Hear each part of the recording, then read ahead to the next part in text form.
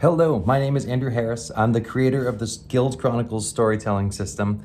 I'm excited that you're interested in playing our demo. I wanted to give you a little bit of an overview first of this character sheet. These are pre-made characters that come with the demo. We hope that these characters give you a feel of how dynamic the combat system can be, how many opportunities you'll have to combine different powers and work collaboratively together. The demo does not get into how you make a character. We will be releasing some of that during the Kickstarter. We'll be giving you some sneak peeks into that so you can get a feel for the system. But the hope is that you can jump into the game, go through an adventure that we've crafted for you, get a feel for how the game plays, and then get really excited. So this is the character sheet for the Ranger. I'm going to go over the two sides of this character sheet. The first side that you see here, this is all the stuff that you might need to do outside of combat. And when it's not your turn in combat, you'll typically be looking at this side of the page. Over here in the upper left-hand corner, you'll see the attributes. In Guild Chronicles, attributes are represented by dice. So every time you're going to use your strength, you will take out a six-sided die and you'll roll it to see how effectively you can use that attribute. A bigger die means this is an area of strength for your character. So the Ranger, you'll see, has a really high agility and really high wisdom. A D6 is an average statistic for your character, and a D4 represents a challenge, an area that's not particularly strong for your character, where you're going to have to rely on someone else or the rest of your team to sort of support you in that area. Underneath the attributes are the skills. Skills are also represented by dice in Guild Chronicles. This means most of the time when you're making a check, when you're trying to do something in the game, you'll be choosing one of your attributes and one of your skills to put together.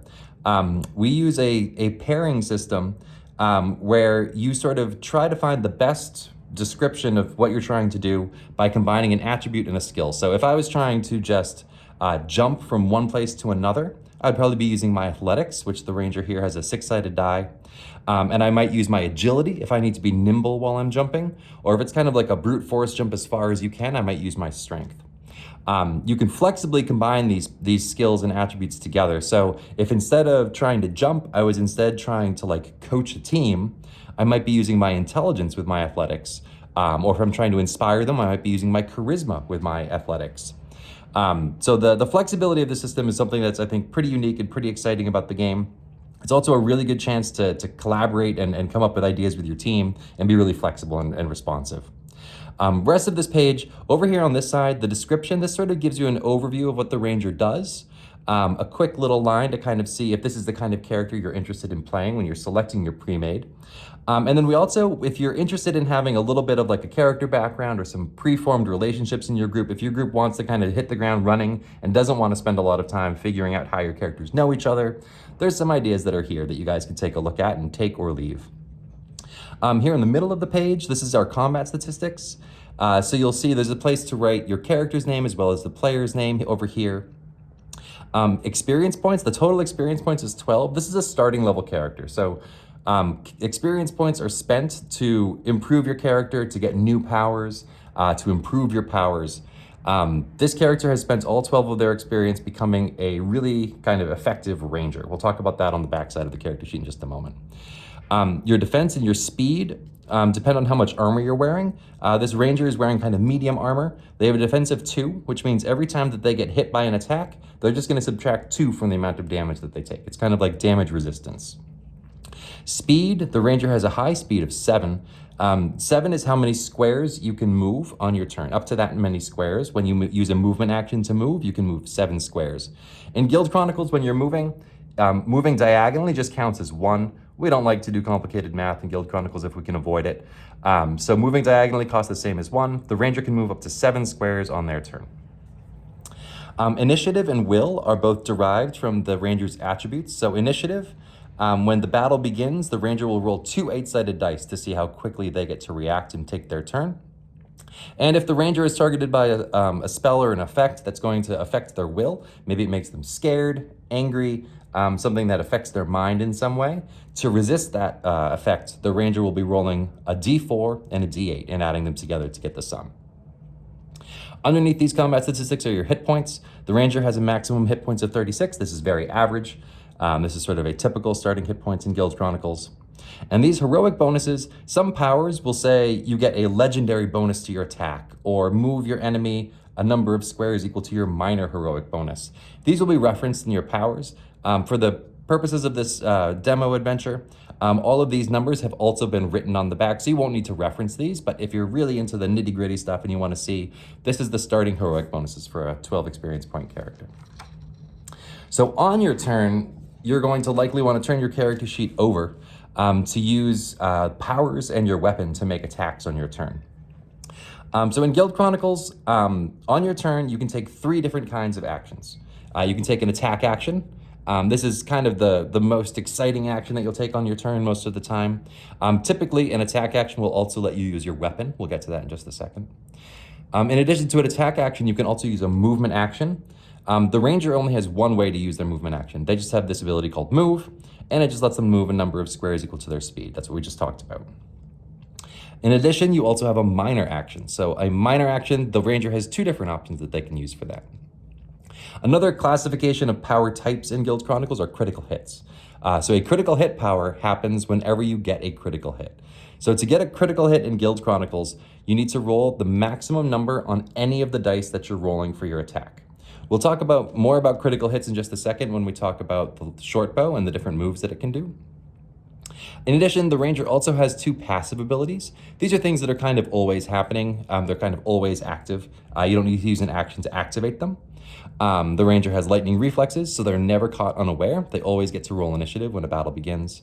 This ranger also has the ranger class perk that anytime they move, they get a little bonus to their damage for the rest of the turn. So the ranger really benefits from always staying mobile, always staying on the move.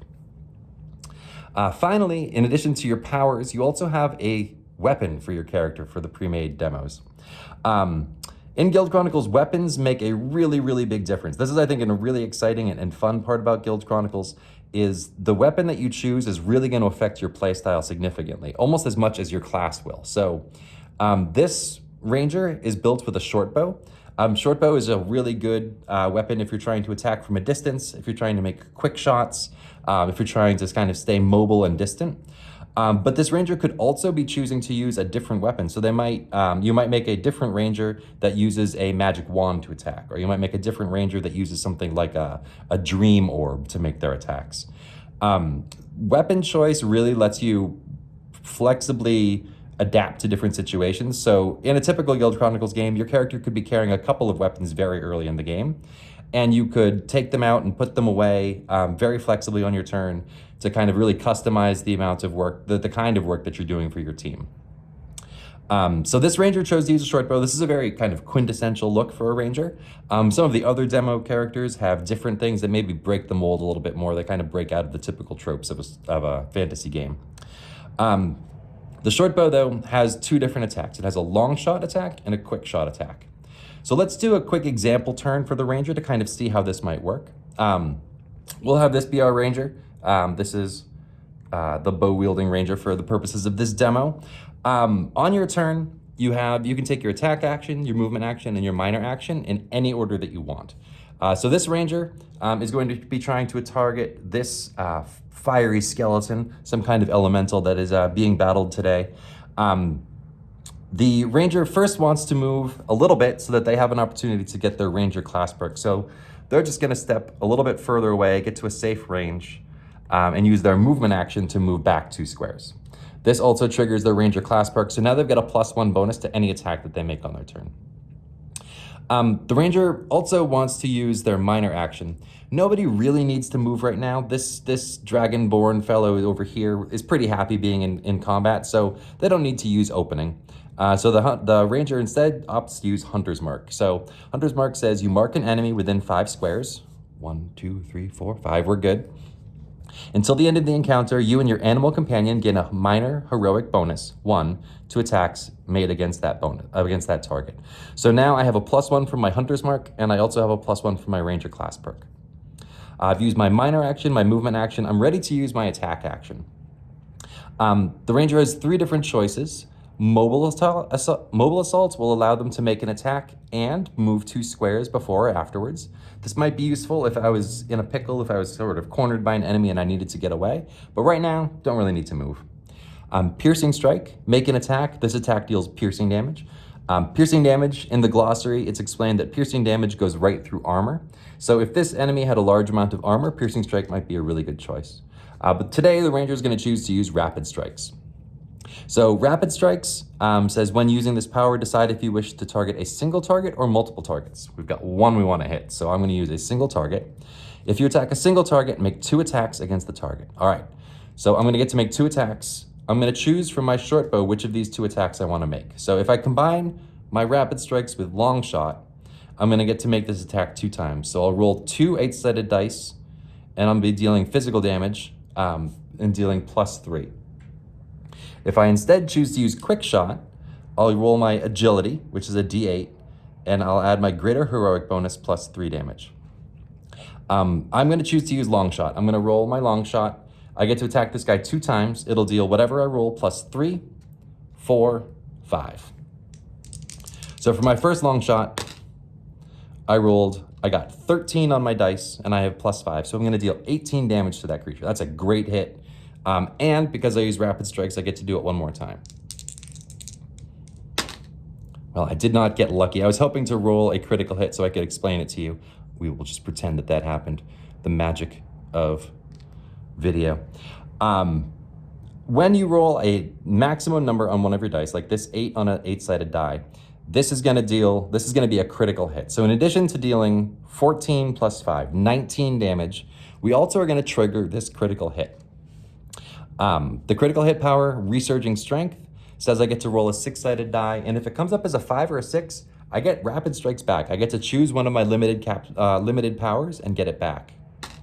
I did. So on my next turn, I could use rapid strikes again, and if I continue to get critical hits, I may continue to be able to use it. That's exciting. All right. I also get the extra critical hit benefit here from short bow that deals 3 extra damage, and I can move 2 squares. I will move completely behind my friend over here. That will keep me safe. And that damage, instead of being just 19, is actually going to go up to 22. A spectacular round for the ranger.